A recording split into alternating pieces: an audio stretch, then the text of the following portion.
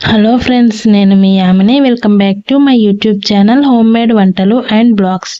ఈరోజు నేను మినప్పప్పు యూజ్ చేయకుండా అటుకులు బియ్యంతో బయట కరకరలాడుతూ లోపల సాఫ్ట్గా ఉండే మంచి ఈవినింగ్ స్నాక్ అయిన చిట్టి పునుగులు ఎలా ప్రిపేర్ చేయాలో చూపించబోతున్నాను. ఫ్రెండ్స్, ఈ అటుకుల చిట్టి పునుగులు రెసిపీ కనుక మీకు నచ్చినట్లయితే మన ఛానల్ని సబ్స్క్రైబ్ అండ్ లైక్ చేసి మీ ఫ్రెండ్స్ అండ్ ఫ్యామిలీ మెంబర్స్కి షేర్ చేయండి. మరి ఆలస్యం చేయకుండా వీడియో స్టార్ట్ చేసేద్దాం. ముందుగా ఒక బౌల్ తీసుకొని అందులో ఒక కప్పు బియ్యం తీసుకొని వాటిని 2-3 సార్లు శుభ్రంగా కడిగి మంచినీళ్ళు పోసి మూత పెట్టి 2-3 గంటలు నానబెట్టుకోవాలి. మీరు వీటిని ఈవినింగ్ స్నాక్లా చేసుకోవాలి అంటే మధ్యాహ్నం నానబెట్టుకొని సాయంత్రం చేసుకోవచ్చు. ఒకవేళ మార్నింగ్ బ్రేక్ఫాస్ట్ లాగా చేసుకోవాలి అంటే నైట్ నానబెట్టుకొని మార్నింగ్ చేసుకోవచ్చు. ఇప్పుడు పునుగులు వేసుకోవడానికి 20 నిమిషాల ముందు ఒక బౌల్లో ఒక కప్పు దొడ్డటుకులు వేసి నీళ్లు పోసి 1-2 సార్లు శుభ్రంగా కడిగి కొద్దిగా నీళ్లు పోసి 10 నిమిషాలు నాననివ్వాలి.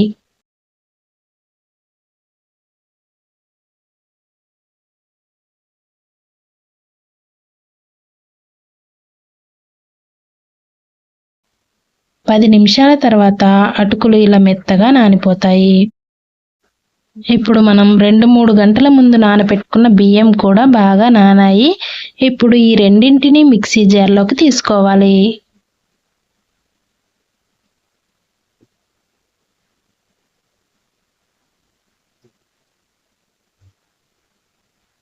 తర్వాత కొన్ని వాటర్ వేసి మెత్తగా గ్రైండ్ చేసుకోవాలి. ఇక్కడ ఎక్కువ వాటర్ వేయకుండా పిండిని ఈ కన్సిస్టెన్సీలో వచ్చే వరకు మెత్తగా గ్రైండ్ చేసుకొని ఒక బౌల్లోకి తీసుకోవాలి.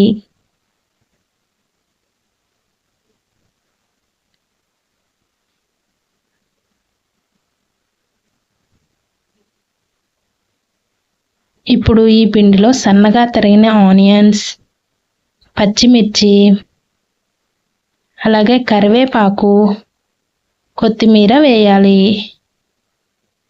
తర్వాత 1 స్పూన్ జీలకర్ర, 1/2 స్పూన్ కారం, 1/2 టీ స్పూన్ పసుపు, రుచికి సరిపడా సాల్ట్, చిటికెడు వంట సోడా, 2 టేబుల్ స్పూన్ల పెరుగు వేసుకొని వీటన్నింటినీ బాగా మిక్స్ చేయాలి.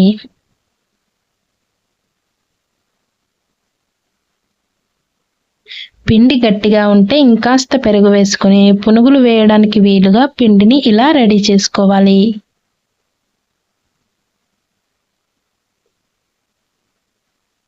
ఇప్పుడు మూత పెట్టి 10 నిమిషాలు నానబెట్టుకోవాలి. ఈలోపు డీప్ ఫ్రైకి ఆయిల్ పెట్టుకొని హీట్ చేసుకోవాలి. ఆయిల్ హీట్ అయ్యాక మనం కలిపి పెట్టుకున్న పిండిని చిన్న చిన్న పునుగుల్లాగా ఆయిల్లో వేసుకోవాలి.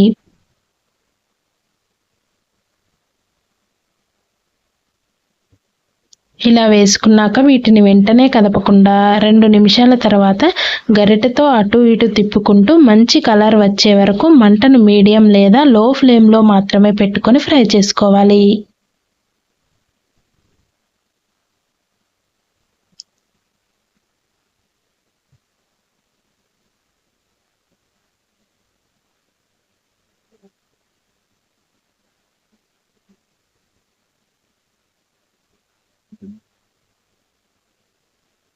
ఇలా పునుగులు మంచి కలర్ వచ్చాక వీటిని ఒక ప్లేట్లోకి తీసుకోవాలి.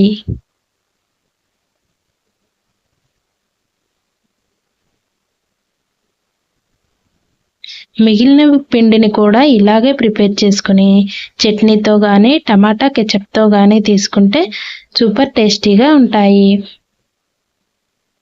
మరి ఈ వీడియో నచ్చితే సబ్స్క్రైబ్ చేయడం మాత్రం మర్చిపోకండి.